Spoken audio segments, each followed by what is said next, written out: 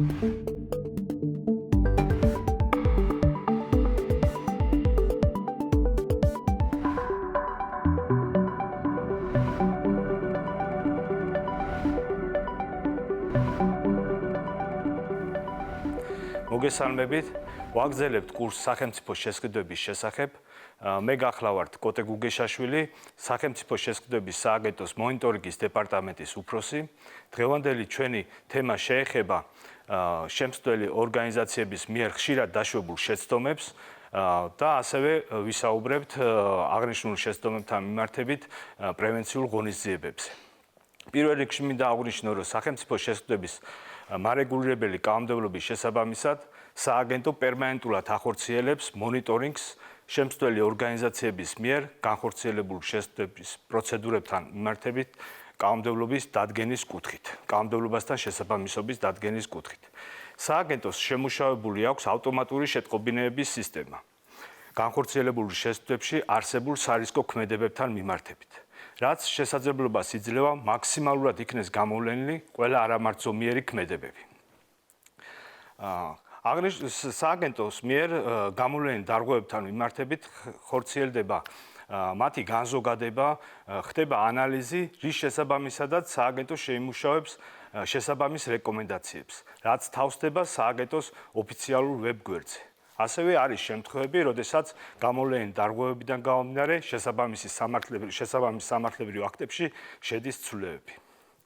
ეხლა გადავიდეთ კონკრეტულად დარღვევებთან მიმართებით ვისაუბროთ სატენდერო დოკუმენტაციის შემუშავებაში არსებულ პრობლემებზე, რასაც ვაწყდებით ხოლმე მონიტორინგის დროს. მინდა ხაზი გაუსვა, როდესაც შემსწავლელი ორგანიზაციები სატენდერო პირობებს აყალიბებენ, უთითებენ კონკრეტულ ტექნიკურ მახასიათებლებს. ეს ტექნიკური მახასიათებლები იმდენად ზუსტად არის, ესე რომ ვთქვათ, გაწერილი სატენდერო პირობებში, რომ მოცემულ მახასიათებლებს აკვაყოფილებს მხოლოდ ერთი მწარმოებლის პროდუქტი, რაც კანონმდებლობის დარღვევად წარმოადგენს და მინდა ხაზი გაუსვა, რომ კანონმდებლობა მაქსიმალურად უდგენს შემსწავლელ ორგანიზაციებს, რომ მოთხოვნების ჩამოყალიბებისას არ მიუთითონ კონკრეტულ მწარმოებელზე, არ მიუთითონ კონკრეტულ ბრენდზე, წარმოშობის ქვეყანაზე, მოდელზე და უდგენს, რომ მაქსიმალურად არადისკრიმინაციული მოთხოვნები იყოს ჩადებული სატენდერო პირობაში. და როდესაც ჩვენ კონკრეტული მახასიათებლებით, ზუსტი ტექნიკური მახასიათებლებით გავდივართ კონკრეტულ მწარმოებელზე, აღნიშნული უკვე წარმოადგენს თავისთავად კანონდარღვევას. აქ მინდა ხაზი გაუსვა იმ გარემოებას, რომ შემსწავლელმა ორგანიზაციებმა აღწერილობისას მაქსიმალურად უნდა დაუშვან ის ზღვრები აღწერილობაში, რომელიც საშუალებას მისცემს შემსწავლელ პრეტენდენტებს წარადგინონ, ესე რომ ვთქვათ, სხვადასხვა მწარმოებლის სხვადასხვა პროდუქტი. აქ მაინც ყურადღება უნდა გამახვილდეს, რომ ის საჭიროებები, რაც შემსწავლელი ორგანიზაციისთვის არის აუცილებლობას, რასაც წარმოადგენს, აქ არ უნდა იყოს დარღვეული, თუმცა მეტი კონკურენტნაირიანი გარემოს შექმნის მიზნით აუცილებელია, რომ იყოს ზღვრული მონაცემები სატენდერო პირობაში. კერძოდ ვთქვათ, არაუმეტეს იყოს ესეთი ტერმინოლოგია ნახმარი, არაუმეტეს არანაკლებ აქედან აქამდე, რაც მაქსიმალურად გაზდის, ესე რომ ვთქვათ, შესაძლებლობას მიმწოდებლების მხრიდან, რომ არ იყოს კონკრეტული პროდუქტზე მორგებული სატენდერო პირობა. ასევე მინდა ხაზი გაუსვა იმ გარემოებას, რომ შესაძლებელია ჩვენი მოთხოვნებით არ იყოს კონკრეტულ პროდუქტზე მორგებული, მაგრამ ზუსტად აი ზღვრული მაჩვენებლების გათვალისწინებით შესაძლებელია ისეთი პირობები ჩამოვაყალიბოთ, რომელიც კრძალავს უკვე ამ შემთხვევაში არ გვაძლევს შესაძლებლობას, რომ პრეტენდენტმა წარადგინოს უფრო გაუმჯობესებული მახასიათებლების საქონელი. აი პრაქტიკაში ყოფილა ესეთი შემთხვევა, როდესაც პრეტენდენტს შეუთავაზებია გაცილებით გაუმჯობესებული, ესე რომ ვთქვათ, უკეთესი პროდუქტი შემსწავლელი ორგანიზაციისთვის, მაგრამ კონკრეტულ მახასიათებელთან მიმართებით დადგენილა შეუსაბამობა, იმიტომ რომ შემსწავლელ ორგანიზაციას თავდაპირველად არ ჰქონდა დაშვებული ალტერნატივა, რომ პრეტენდენტს შეეთავაზებინა უკეთესი გაუმჯობესებული პარამეტრის საქონელი. აღნიშნულიდან გამომდინარე, ვინაიდან შერჩევა შეფასების ეტაპზე შემსწავლელი ორგანიზაცია ხედავს, რომ უკეთეს საქონელს თავაზობს პრეტენდენტი და გაცილებით დაბალ ფასად, ამ შემთხვევაში აღარ ამახვილებს ყურადღებას თავის სატენდერო პირობის მოთხოვნაზე და პრეტენდენტს გამარჯვებულად ავლენს. რაც ასევე კანონდარღვევაა, გამომდინარე იქიდან, რომ მოცემულ შემთხვევაში სატენდერო კომისიას არ აქვს უფლებამოსილება და შესაძლებლობა თავისი მსჯელობით, არგუმენტებით და ის რომ თქვა უკეთეს საქონელს თავაზობს პრეტენდენტი, გადაფაროს სატენდერო პირობის მოთხოვნა. ამიტომ აქაც უნდა გავითვალისწინოთ მაქსიმალურად ჩვენ სატენდერო პირობების ჩამოყალიბებისას, რომ ყველა ის პირობა, რაც იქნება დადგენილი, მაქსიმალურად გვაძლევდეს საშუალებას მივიღოთ უკეთესი, ესე რომ ვთქვათ, მახასიათებლის საქონელი. პრაქტიკაში ესეთი შემთხვევაც ყოფილა, მაგრამ აღწერილობასთან მიმართებით კიდევ მინდა მაინც სიღრმეში შევიდე, როდესაც კონკრეტულ მახასიათებელთან მიმართებით ყოფილა შეუსაბამობა დანარჩენ კონფიგურაციას შემოთავაზებული პრეტენდენტის მიერ შემოთავაზებული საქონელი აკმაყოფილებს, მაგრამ კონკრეტულ მახასიათებელთან დგინდება შეუსაბამობა. მაგრამ ამ შემთხვევაში შემსწრებელ ორგანიზაციას არ გაუმახვილებია ყურადღება და ჩაუთვლია მისაღებად წარმოდგენილი წინააღმდეგობა, რაც ასევე კანონ შეუსაბამო არის და მოდის წინააღმდეგობაში, იმიტომ რომ ჩვენ ნებისმიერ შემთხვევაში სწორებას ვაკეთებთ სატენდერო პირობის მოთხოვნებზე.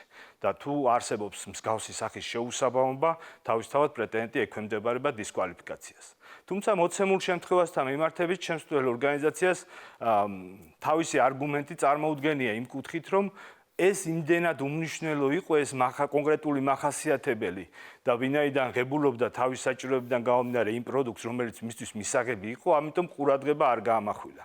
აქ ისევ ბრუნდებით ჩვენ სატენდერო პირობაზე, ისევ იმ ასე რომ ვთქვათ, არასწორ ბაზრის კვლევაზე შეიძლება გამახვილდეს ყურადღება, რომელმაც ჩვენ მოგცა იმის საშუალება, რომ ჩვენ თვითონვე შევზღუდეთ მსგავსი საქონლის მიღების შესაძლებლობა. გამომდინარე იქიდან, რომ თუ ჩვენთვის იმდენად არსებით მნიშვნელობას არ წარმოადგენდა კონკრეტული პოზიცია, ვთქვათ, მახასიათებლებთან მიმართებით, მაშინ აღნიშნულ პოზიციასთან დაკავშირებით სწორებაც და მოთხოვნაც არ უნდა დაეწესებია სატენდერო პირობას.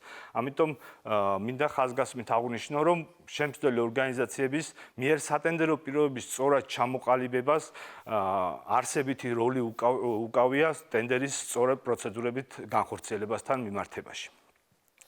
მინდა ხაზი გაუსვა ასევე მოდელთან და მწარმოებელთან მიმართებით მოთხოვნების ჩამოყალიბებას. ჩვენ კანონმდებლობა გვიგზავნავს შემსწრებელ ორგანიზაციას უგზავნავს, რომ სატენდერო პირობაში ჩადოს მოთხოვნაში კონკრეტული მწარმოებელი ბრენდი, მოდელი, თუმცა სწორება გააკეთოს მათთან მიმართებით, თუმცა კანონმდებლობა აძლევს შესაძლებლობას, რომ შემსწრებელმა ორგანიზაციებმა მოსთხოვონ პრეტენდენტებს შემოთავაზებული საქონელთან მიმართებით წარმოადგინონ ინფორმაცია თუ რომელი მწარმოებლის, რომელი ბრენდის ან მოდელის საქონელს თავაზობს პრეტენდენტი.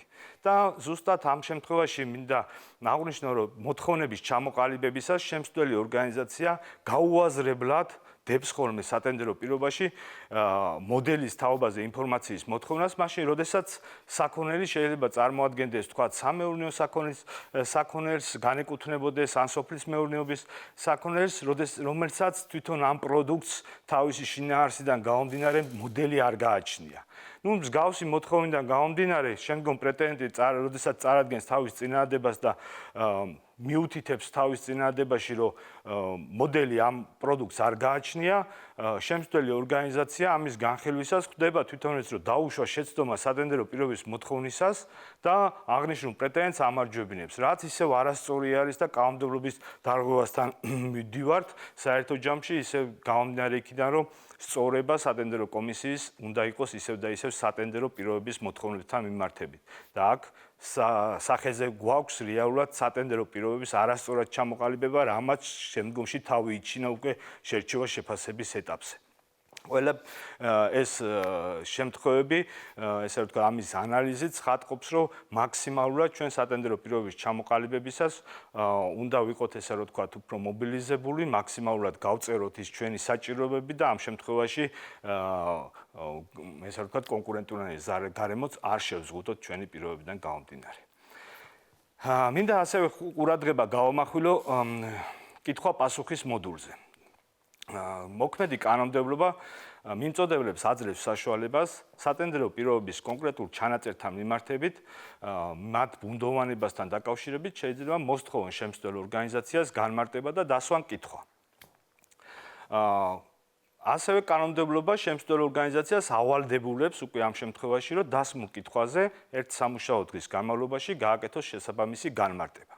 პრაქტიკაში ვაწყდებით შემთხვევებს, როდესაც შემსწავლელი ორგანიზაცია დასმულ კითხვაზე ან პასუხს არცემს, ან არის შემთხვევები, როდესაც ამის სამართებს ისევ სატენდერო დოკუმენტაციის იმ ჩანაწერზე, რასთან მიმართებითაც დაისვა კითხვა პრეტენდენტის მხრიდან, მიმწოდებლის მხრიდან და რაც ესე ვთქვათ, კანონდარღვევა არის, იმიტომ რომ ჯერ პასუხის გაცემა ცალსახად ვარღვევთ კანონს და ასევე პასუხის გაცემა იმ კუთხით, რომ გადავამისამართოთ სატენდერო დოკუმენტაციის ისევ იმ ჩანაწერზე, თავისთავად არარელევანტურია გამომდინარე იქიდან, რომ თუ კითხვა დამება და სატენდერო დოკუმენტაციის კონკრეტულ ჩანაწერზე და ისევ იმ ჩანაწერზე მამისამართებ, რეალურად გამოდის, რომ პასუხი არ არის გაცემული. ასევე ყოფილა შემთხვევა, როდესაც ბუნდოვანი და ისევ ესე ვთქვათ, ორაზროვანი პასუხი გაცემულა შემსწავლელი ორგანიზაციების მხრიდან, რაც ასევე კანონდარღვევასთან მივყავართ. ყოფილა ესეთი შემთხვევა, როდესაც გაცემული პასუხით შემსწავლელ ორგანიზაციას ცვლილება შეუტანია სატენდერო პირობაში. აი მაგალითისთვის, სადღაც კონკრეტულ პოზიციაზე ვთქვათ, ჩანაწერი ყოფილა, რომ 10 ვთქვათ, კონკრეტულ მონაცემთან მახასიათებელთან მიმართებით და შემსწავლელ ორგანიზაციას კითხვა-პასუხის მოდულით გაუწია, რომ აი 10 არის შეცდომა და უნდა ეწეროს პირობითად 20. თუმცა ადეკვატური ცვლილება სატენდერო დოკუმენტაციაში შემსწავლელ ორგანიზაციას არ განუხორციელებია, რაც ასევე კანონდარღვევაა, იმიტომ რომ კანონმდებლობიდან გამომდინარე შემსწავლელ ორგანიზაციას ავალდებულებს ესე ვთქვათ, კანონმდებლობა, რომ გასცეს განმარტება გააკეთოს დასმულ კითხვასთან მიმართებით და არა ცვლილება განახორციელოს სატენდერო პირობაში. აქედან გამომდინარე, მოცემულ შემთხვევასთან გამომდინარე ირღვევა კანონმდებლობა. რაც შეეხება შერჩევა-შეფასების ეტაპს. შერჩევა-შეფასების ეტაპზეც ხდება ესე ვთქვათ, დარღვევის ფაქტები, მინდა ყურადღება გავამახვილო იმ შემთხვევებთან დაკავშირებით, როდესაც შემსწავლელი ორგანიზაციები თავისი მოთხოვნიდან გამომდინარე, ვთქვათ, პირობითად არის მოთხოვნა ჩადებული, რომ პრეტენდენტმა უნდა წარმოადგინოს გამოცდილების თაობაზე ინფორმაცია და ამის დამადასტურებლად უნდა წარმოადგინოს ხელშეკრულებები. ხებულობს ტენდერში პრეტენდენტი მონაწილეობას და ხედავს, რომ შემსწავლელი ორგანიზაცია აღნიშნული დოკუმენტები არ აქვს წარმოდგენილი, თუმცა გამომდინარე იქიდან, რომ აღნიშნულ პრეტენდენტთან მას აკავშირებს, ესე რომ ვთქვათ, გასული პროექტებიდან, ხელშეკრულებებიდან ურთიერთობა და იცის მისი გამოცდილება, თუ რა გამოცდილებას ფლობს აღნიშნული კომპანია, ამიტომ აღარ თხოს დამატებით ამ დოკუმენტების წარმოდგენას. აღნიშნულიც არის კანონდარღვევა. გამომდინარე იქიდან, რომ თუ ჩვენ მოთხოვნაში გვიწერია ცალსახად ხელშეკრულებების წარმოდგენა, პრეტენდენტი უკვე ვალდებულია მიუხედავად იმისა, წინა ტენდერებში იყო გამარჯვებული, ვიცით მის თაობაზე, ესე ვთქვათ, ინფორმაცია გვაქვს მის რეპუტაციაზე, შესაძლებლობებზე, გამოცდილებაზე, კონკრეტული ტენდერის პირობა ამ მხრივ არ კმაყოფილდება. ამიტომ ისევ და ისევ მოვდივართ კანონმდებლობასთან შეუსაბამობაში. მინდა ყურადღება გავამახვილო ასევე სატენდერო კომისიის ხდომის ოქმებზე. დღესდღეობით მოქმედი კანონმდებლობა ცალსახად გვიდგენს ყველა იმ პირობას მოთხოვნებს, თუ რას უნდა შეიცავდეს სატენდერო კომისიის ხდომის ოქმი. თუმცა მაინც ვაწყდებით ისეთ შემთხვევებს, როდესაც ოქში არ არის მსჯელობა ასახული და მხოლოდ ესეთი მშრალი ჩანაწერით შემოიფარგლება ხოლმე სატენდერო კომისია, როდესაც მიუთითებს, რომ თქვა პირობითად X პრეტენდენტი განხორციელდეს X პრეტენდენტის დისკვალიფიკაცია. მაგრამ თუ რის გამო, რატომ მოხდა აღნიშნული პრეტენდენტის დისკვალიფიკაცია, სატენდერო კომისიის ხდომის ოქში არ არის მსჯელობა განვითარებული. რაც ასევე კანონდარღვევა არის და კანონმდებლობა გვავალდებულებს, რომ ყველა ის გადაწყვეტილება, ყველა ის საფუძველი, ყველა ის მსჯელობა, რის საფუძველზეც მივდივართ ამ გადაწყვეტილებამდე, ოქში უნდა იყოს ასახული. ამიტომ ის მსჯელობა და ის გადაწყვეტილება, რასაც კანონმდებლობა ცალსახად გვავალდებულებს, ჩვენ ოქში აუცილებლად უნდა იყოს ასახული, რაც ასევე ესე რომ ვთქვათ, ამცირებს რისკებს ტენდერის გასაჩივრების იმ კუთხით, რომ ვიღაცამ ბუნდოვანებიდან გამომდინარე, მისი ესე რომ ვთქვათ, ჩანაწერებიდან გამომდინარე, ვერ გაიგოს, ესე რომ ვთქვათ, ვერ გაერკვეს კომისიის გადაწყვეტილებაში და აქედან გამომდინარე გაასაჩივროს აღნიშნული ტენდერი. მინდა შევეხო ასევე ხელშეკრულებებს, რომელიც გამარტივებული შესთვის საშუალებით იდება. აქ ხშირად ვაწყდებით ხოლმე ჩვენ ისეთ შემთხვევებს, როდესაც ხელშეკრულებებში არ არის გაწერილი ყველა ის სავალდებულო პირობები, რასაც კანონმდებლობა ადგენს. ასევე მშრალი არის ხოლმე შემთხვევა, როდესაც ხელშეკრულებაში არის ჩანაწერი, რომ თქვათ ხელშეკრულება დადებულია საკანცელერიო საქონელთან მიმართებით, მაგრამ კონკრეტულად თუ რომელიც საკანცელერიო საქონელი არის აღნიშნული ხელშეკრულების ფარგლებში, ესე რომ თქვათ გათვალისწინებული, ამ ჩამონათვალს არ შეიცავს. არის შემთხვევები, როდესაც ხელშეკრულებაში გვხვდება ჩვენ, რომ თქვათ დანართით არის გათვალისწინებული, თუმცა ეს დანართი ხელშეკრულებას არ ახლავს. ნუ ეს ზუსტად, ესე რომ თქვათ, კანონდარღვევის ფაქტებთან გვაქვს საქმე, როგორც ხელშეკრულების დადებასთან, ასევე მის არასწორ ანგარიშგებასთან, როცა დანართი არ აქვს თანდართული, ამიტომ მაქსიმალურად უნდა გავითვალისწინოთ ჩვენ, რომ ხელშეკრულებაში დავიცვათ, ესე რომ თქვათ, ის ყველა სავალდებულო პირობები და ასევე ყველა ის ამ ხელშეკრულების განუყოფელი ნაწილი, რაც იქნება ყველა ის დოკუმენტები ავტვირთოთ სისტემაში. გამარტივებულ შესყიდვასთან დაკავშირებით მინდა ასევე ხაზი გაუსვა შავ სიაში რეგისტრირებულ მიმწოდებელთან ხელშეკრულების დადებაზე. ნუ ჩვენ ვიცით, რომ ელექტრონული სისტემა ავტომატურ რეჟიმში ბლოკავს, ესე რომ ვთქვათ, შავ სიაში რეგისტრირებულ მიმწოდებელს და არ აძლევს შესაძლებლობას, რომ ტენდერში მიიღოს მონაწილეობა, თუმცა გამარტივებული შესთვის საშუალებით დადებული ხელშეკრულება ჩვენ ვიცით, რომ იდება სისტემის გარეთ და მერე ხდება მისი ანგარიშგება და სისტემაში ატვირთვა. აქედან გამომდინარე, არის შემთხვევები, როდესაც ჩემსვლელი ორგანიზაცია არ ამოწმებს პრეტენდენტს, მიმწოდებელს, ამ შემთხვევაში არის თუ არა შავ სიაში რეგისტრირებული და აქედან გამომდინარე, ესე რომ ვთქვათ, აფორმებს მასთან ხელშეკრულებას, რაც კანონდარღვევა, იმიტომ რომ კანონმდებლობა უკრძალავს შემსწავლელ ორგანიზაციას შავ სიაში რეგისტრირებულთან ხელშეკრულების გაფორმებას. ამიტომ მაქსიმალურად გადავამოწმოთ ხოლმე ინფორმაცია აღნიშნულთან მიმართებით, რასთან დაკავშირებითაც ჩვენს ვებგვერდზე არის ინფორმაცია შავ სიაში რეგისტრირებულ მიმწოდებლებთან დაკავშირებით, რომ თავი ავირიდოთ კანონდარღვევის ფაქტებს. დავასრულოთ დაგვემშვიდობებით და ჩემი კოლეგა გააგრძელებს კიდევ კონკრეტულ დარღვევებთან დაკავშირებით თავის თემებს.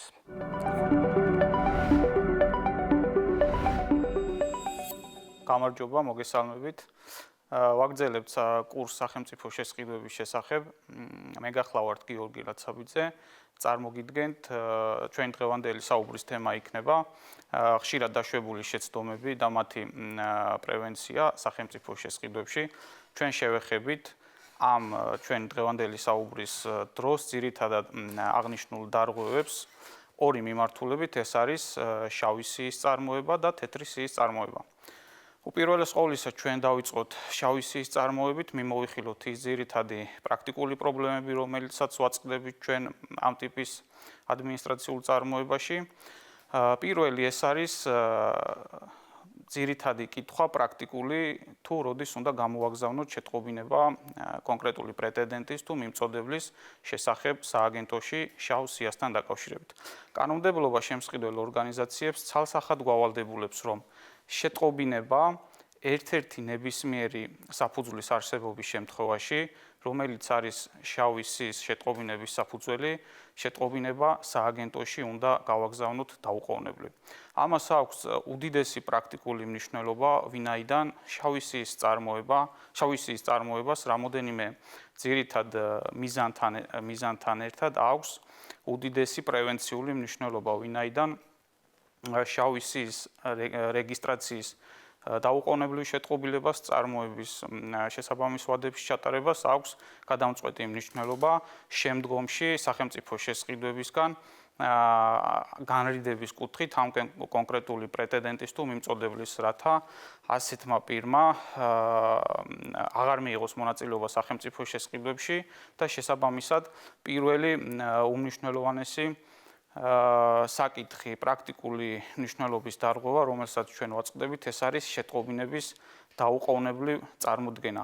ჩვენ როგორც კი დაგვიდგება ერთ-ერთი საფუძველიც კი, რომელიც არის შავ სიაში შეტყობინების გამოგზავნის პირდაპირი საფუძველი, ჩვენ დაუყოვნებლივ უნდა წარმოვადგინოთ სააგენტოში აღნიშნული შეტყობინება.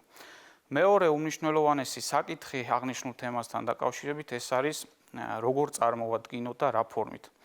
ჩვენ ვიცით, რომ წარმოდგენის ფორმები სააგენტოს არ აქვს შეზღუდული, შემსყიდველ ორგანიზაციას შეუძლია შეტყობინება გამოაგზავნოს როგორც წერილობითი ფორმით, ასევე ელექტრონულად.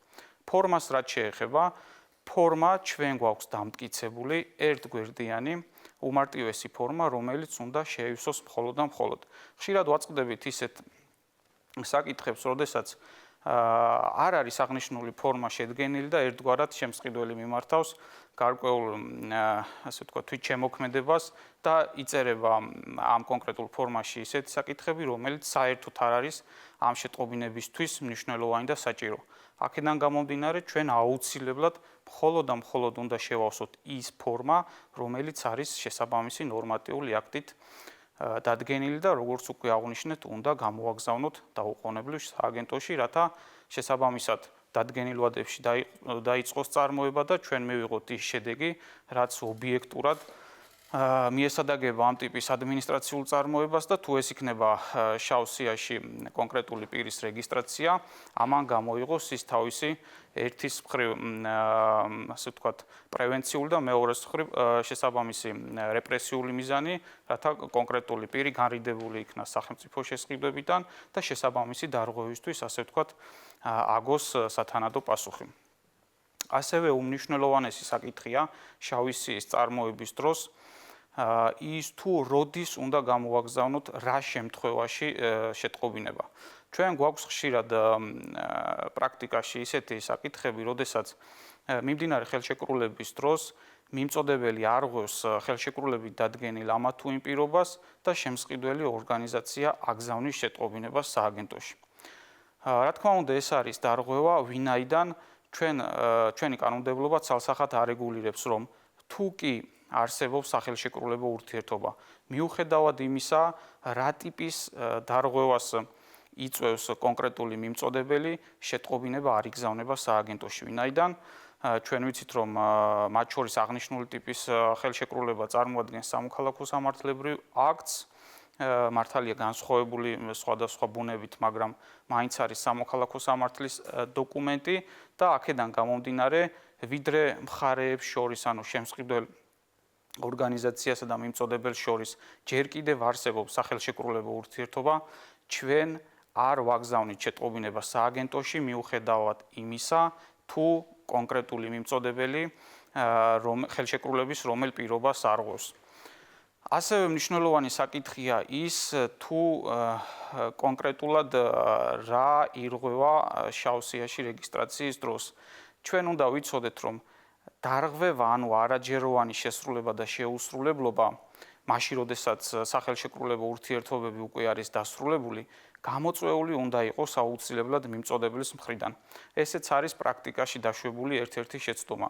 როდესაც ერთის მხრივ კი არის სახელშეკრულებო ურთიერთობა დასრულებული, არის არაჯეროვანი შესრულება, მაგრამ ეს არაჯეროვანი შესრულება არ არის გამოწვეული მიმწოდებლის მხრიდან. აქედან გამომდინარე, მიუხედავად იმისა, რომ ჩვენ სახეზე უნდა გქონდეს სახელშეკრულებო ურთიერთობების დასრულება და უნდა გქონდეს არაჯეროვნად შესრულებული ხელშეკრულება ან შეუსრულებელი ხელშეკრულება, აუცილებელია, რომ ეს არაჯეროვანი შესრულება ან ხელშეკრულების შეუსრულებლობა გამოწვეული იყოს აუცილებლად მიმწოდebლის მიზეზობრივი კავშირით, მიმწოდebლის ბრალით, ასე ვთქვათ. ასევე მნიშვნელოვანია ის საკითხი, რომ ერთის მხრივ პრაქტიკაში გვაქვს ხოლმე სახეზე სახელშეკრულებო ურთიერთობის დასრულება, მეორეს მხრივ გვაქვს არაჯეროვანი შესრულება ან შეუსრულებლობა, რომელიც გამოწვეულია მიმწოდebლის ქმედებით, მაგრამ შემსყიდველი ორგანიზაცია და მიმწოდებელი ურთიერთშეთანხმებით წყვეტენ ხელშეკრულებას და ამ ურთიერთშეთანხმების აქტში ისი არის ჩამოყალიბებული ცალკეული დებულებები, რომ მიუხედავად იმისა, რომ ეს არაჯეროვანი შესრულება ან შეუსრულებლობა დამდგარია მიმწოდebლის მიზეზობრივი კავშირით, ასე ვთქვათ, რეალურად არ იკვეთება ამ დოკუმენტებიდან ყოველივე ეს და შემსყიდველი, ასე ვთქვათ, ფიქრობს და იმედოვნებს, რომ ეს აღარ არის შეტყობინების საფუძველი, ვინაიდან ხელშეკრულება შეწყდა ორმხრივად.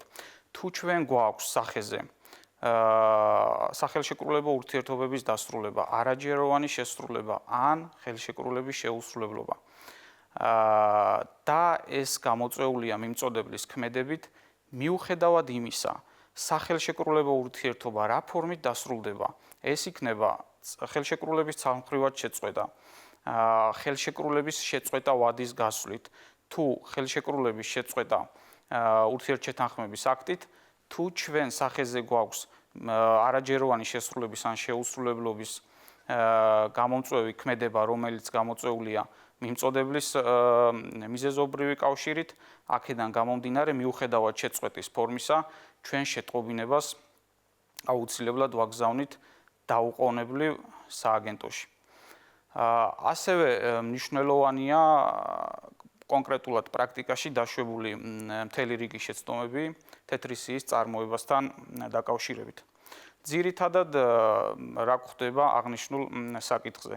პირველი ეს არის შეტყობინება. შეტყობინება თეთრი სიის რეგისტრაციისთვის არის თავისუფალი და უნდა იყოს ის ყველა ძირითადი ასპექტი მასში ასახული, რაც მოითხოვება შესაბამისი მარეგულირებელი კანონმდებლობით. ასევე საინტერესოა ცნობებთან დაკავშირებით ყველაზე მეტად დაშვებული პრაქტიკული შეცდომები. ჩვენ უნდა ვიცოდეთ, რომ როდესაც ჩვენ ვითხოვთ თეთრ სიაში რეგისტრაციას და მოგვაქვს შემსყიდველი ორგანიზაციის მხრიდან გაცემული ცნობა, ეგრეთ წოდებული სარეკომენდაციო ბარათი, ეს ცნობა არ უნდა კონდეს თეთრი სიის წარმოების დაწყების მსურველ პირს უკვე გამოყენებული წინა წარმოებებში რომელიმე წლისა. თუ აღნიშნული ცნობის საფუძველზე სააგენტოს უკვე აქვს გადაწყვეტილება მიღებული, შესაბამისად ეს ცნობა არ გამოგვადგება კონკრეტულად ამ ტიპის თეთრი სიის წარმოებისთვის. ასევე უმნიშვნელოვანესია ის, რომ ცნობა უნდა იქნას გაცემული ორი სხვადასხვა შემსყიდველი ორგანიზაციის მიერ. ხშირად არის პრაქტიკაში შეცდომა, როდესაც კი აქვს წარმოდგენილი თეთრი სიის წარმოების მსურველს ორი ცნობა შემსყიდველი ორგანიზაციის მხრიდან, მაგრამ ეს ორივე ცნობა გაცემულია ერთი და იგივე შემსყიდველი ორგანიზაციის მიერ და რაც ბუნებრივია ვერ აკმაყოფილებს აღნიშნულ მოთხოვნას.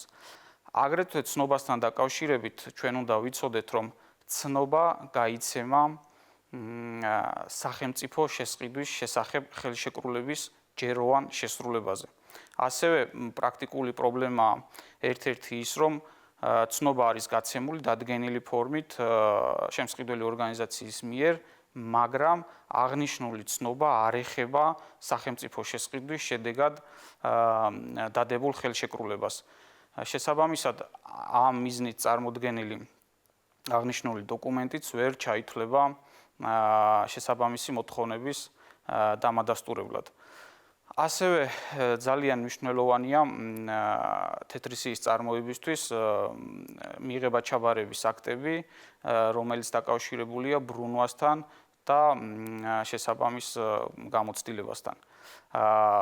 აღნიშნული მიღება ჩაბარების აქტები, როდესაც შემსყიდველი გასცემს ცნობას, მიღება ჩაბარების აქტებში და ფორმა 2-ში დაფიქსირებული თანხა აუცილებელია, რომ ზუსტად უნდა ემთხვეოდეს შესაბამის ცნობაში მითითებულ ფულად თანხას, ვინაიდან აღნიშნული შედარებით და სხვადასხვა ღონისძიებებით სააგენტო ადგენს ამ გაცემული ცნობის საფუძვლიანობას და კიდევ ერთხელ ადარებს მის შესაბამისობას მოქმედ კანონმდებლობასთან. იქიდან გამომდინარე, რომ ჩვენ როდესაც თეთრი სიის წარმოება მიმდინარეობს თეთრი სიის შეტყობინებასთან ერთად დამატებით ვითხოვთ ცნობებს, დამატებით ვითხოვთ მიღება ჩაბარების აქტებს და ფორმა 2-ებს, აუცილებელია, რომ ან იქნას წარმოდგენილი თეთრი სიის წარმოების მსურველი პირის მიერ, ან ეს დოკუმენტაცია უნდა იქნას სისტემაში ატვირთული. შესაბამისად, თუ ეს სისტემაში არ არის, აუცილებლად უნდა იქნას წარმოების პროცესში წარმოდგენილი. ასევე ძალიან დიდი მნიშვნელობა აქვს თუ რომელი დოკუმენტით ვადასტურებთ ბრუნვას. უნდა ვიცოდეთ, რომ ბრუნვა დასტურდება მხოლოდ და მხოლოდ საგადასახადო ორგანოს მიერ გაცემული ცნობით ან მოგების ან დღგ-ს დეკლარაციებით. პრაქტიკაში არის ხოლმე ხშირი შემთხვევა, როდესაც აღნიშნული მოთხოვნის დასაკმაყოფილებლად თეთრი სიის წარმოების მსურველ პირს მოაქვს სხვადასხვა ტიპის დოკუმენტაცია, რაც შესაბამისად ვერ ცვლის იმ ორ დოკუმენტს, რომელიც დადგენილია და ამ მიზნებისთვის ვერ ჩაითვლება აღნიშნული მოთხოვნის დამაკმაყოფილებლად. ძირითადად ასეთი დოკუმენტი არის ხოლმე საგადასახადო ანგარიშ ფაქტურა, რომელიც არ არის, ასე ვთქვათ, არ ემსახურება იმ მიზანს, რა მიზანით ჩადებულია ამ კონკრეტული დოკუმენტის შინაარსი და შესაბამისად ეს ვერ ჩაითვლება აღნიშნული მოთხოვნის დასაკმაყოფილებლად. თეთრი სიის წარმოების დროს ძალიან მნიშვნელოვანია ის თუ როდის ვიყენებთ იმ უპირატესობებს, რომელიც გააჩნია აღნიშნულ სიაში რეგისტრირებულ პირს. ჩვენ უნდა ვიცოდეთ, რომ სამივე შემთხვევაში ეს იქნება ადმინისტრაციული ორგანოებიდან წარმოსადგენი სხვადასხვა ტიპის დოკუმენტების ვადა, თუ ეს იქნება ავანსისთვის გადასახდელი გარანტია ან სახელშეკრულებო ურთიერთობების სახელშეკრულებო ვალდებულებების შესრულების გარანტია, კონკრეტული უპირატესობა, ანუ კონკრეტული უფლების რეალიზაცია თეთრ სიაში რეგისტრირებული პირის მიერ ხორციელდება კონკრეტული ვალდებულების დადგომისას. ანუ რას ნიშნავს ეს? თუ მაგალითად ავანსი შემსყიდველ ორგანიზაციას აქვს გასაცემი პირობითად დღეს, პირი, რომელიც ითხოვს თეთრ სიაში რეგისტრირებული უფლების რეალიზაციისთვის, ანუ გარანტიის განახევრებას, იგი რეგისტრაციაში უნდა იყოს კონკრეტულად დღეს. ეს ეხება პირველ ნაწილს შერჩევა-შეფასების ეტაპზე ადმინისტრაციული ორგანოებიდან წარმოსადგენ დოკუმენტაციას და ეს ეხება ასევე ხელშეკრულების შესრულების უზრუნველყოფის გარანტიის წარმოდგენა. შესაბამისად, წარმოდგენის ვადა, როდესაც დგება, აღნიშნულ ეტაპზე ზუსტად ამ დროს უნდა იყოს თეთრ სიაში რეგისტრირებული პირი იმისათვის, რომ მას გაუნახევდეს წარმოსადგენი გარანტიის ოდენობა. მე ამით დღეს დაგემშვიდობებით, მომავალ შეხვედრამდე.